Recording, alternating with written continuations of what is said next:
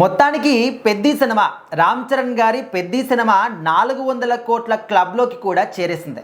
కానీ ఇంకా లాభాలు రావాలి అంటే ఏ మేరకు కలెక్షన్లు రావాలి అని దాని గురించి పెద్ద ఎత్తున చర్చ సాగుతుంది.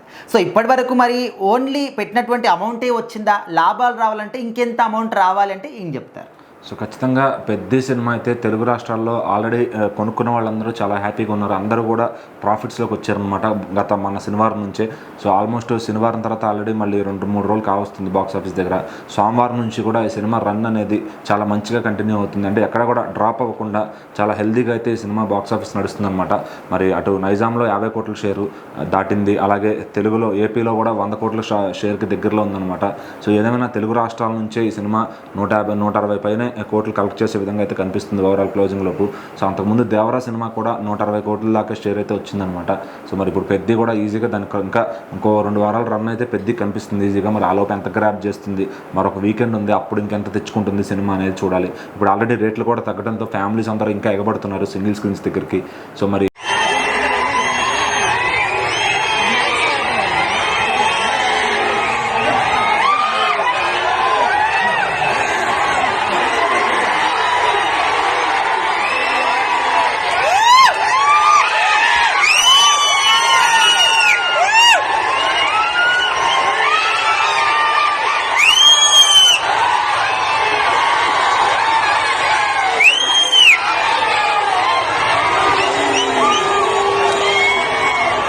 టాక్ అయితే రాకపోవడం వల్ల మరి సింగిల్ స్క్రీన్స్ జనాలు అయితే దీన్ని కొంచెం పక్కన పెట్టారని చెప్పాలి.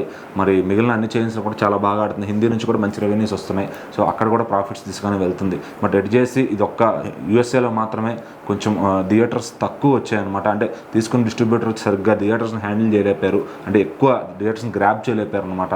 ఆల్రెడీ అక్కడ 3 హాలీవుడ్ సినిమాలు ఉండటంతో దీనికి చాలా అంటే 25% కూడా థియేటర్స్ రాలేదు. సో దానివల్ల వాళ్ళు అనుకున్న బిజినెస్ అయితే అక్కడ చేయలేకపోయారు. దాదాపు ఇది 6 మిలియన్ దాకా బిజినెస్ అయితే 4 మిలియన్తోనే క్లోజ్ అయ్యేలా కనపడుతుంది. అంటే దాదాపు ఒక 15-20 కోట్లలోపు నష్టం వస్తుందని అంచనా అయితే వేస్తున్నారు. ఎక్సెప్ట్ యూఎస్ఏ మిగిలిన అన్ని చోట్ల కూడా పెద్ద సినిమా ప్రాఫిట్స్ నడుస్తుంది అనమాట. సో మరి ఇంకా తెలుగు రాష్ట్రాల్లో అయితే ఇప్పట్లో ఈ నెంబర్ని టచ్ చేయాలంటే మరి ఇంకా ఎవరి వల్ల కాదని చెప్పొచ్చు.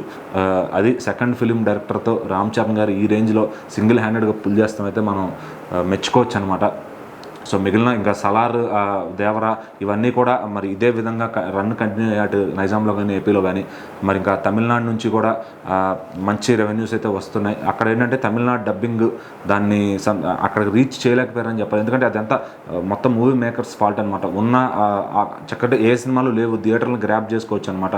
దాన్ని సరిగ్గా ప్లానింగ్ లేక ప్రొడక్షన్ వాల్యూస్ అది వాళ్ళే విఫలమయ్యారని చెప్పొచ్చు. మరి ఏదైనా కానీ పెద్ద సినిమా కలెక్షన్స్లో మాత్రం అటు తెలుగు రాష్ట్రాల నుంచే పూర్తి బిజినెస్ రికవర్ చేసుకుని అయితే కనపడుతుంది. మరి ఎక్సెప్ట్ యూఎస్ఏ మిగిలిన అన్ని చోట్ల కూడా పెద్ద కుమ్మేస్తుందని చెప్పొచ్చు.